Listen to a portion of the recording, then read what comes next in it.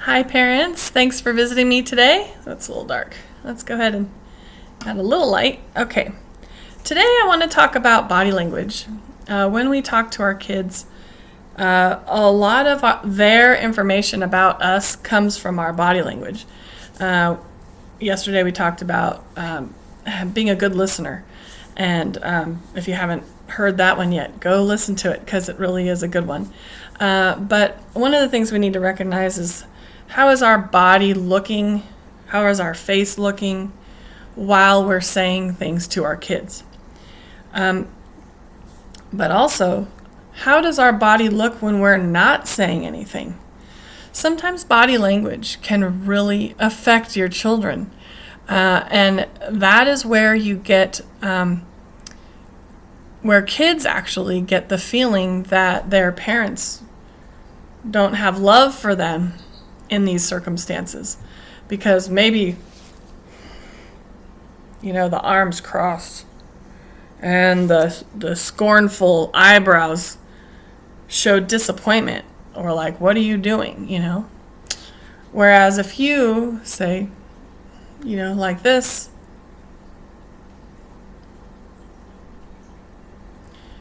there's other ways to get your kids to think about how they're doing instead of the tall body language and the scornful, the frustrated, mad, angry look. So really try to recognize when that's happening.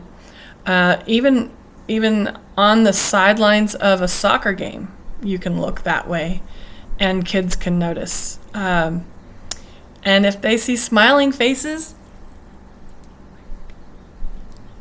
you can read body language when your parents are happy too. And that is what kids want to see. They do.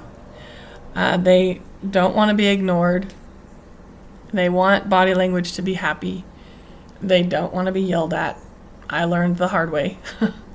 And that was just a behavior I just had when I was a mom of younger children.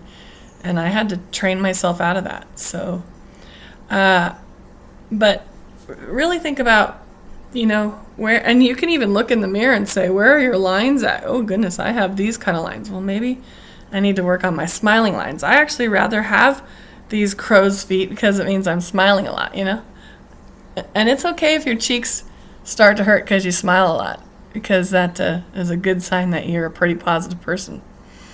But if your body language shows like you're thinking about something, or you're thinking about your child's behavior a little bit too much, and you can see it, the kids will start to use that as oh, mom's disappointed, oh, dad is mad at me.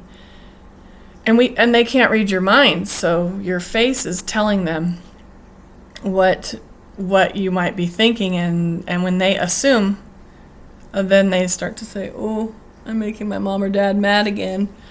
And we don't want that. So just be aware.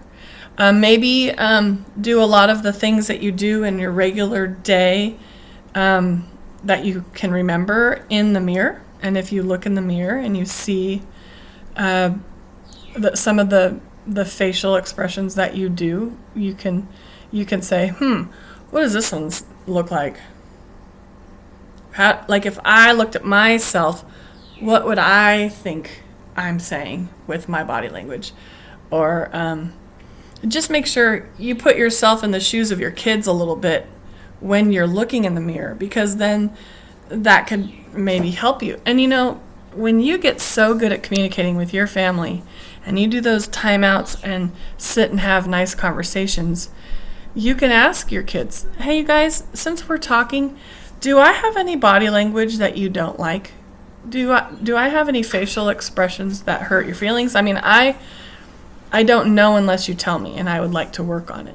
And they're going to appreciate your honesty, and they're going to appreciate that you want to work on something so that you're positive. And they love that they get to have a little feedback in your parenting system.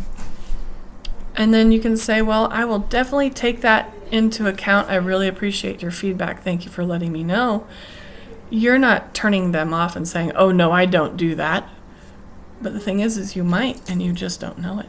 So knowing your body language, really being aware of it, Really being aware of it in certain places too. Maybe in a grocery store, you're a certain way because you get really irritable while you're in line because your kids are touching everything. Maybe you have certain body language in the car while you're driving because kids are making a lot of noise in the back seat.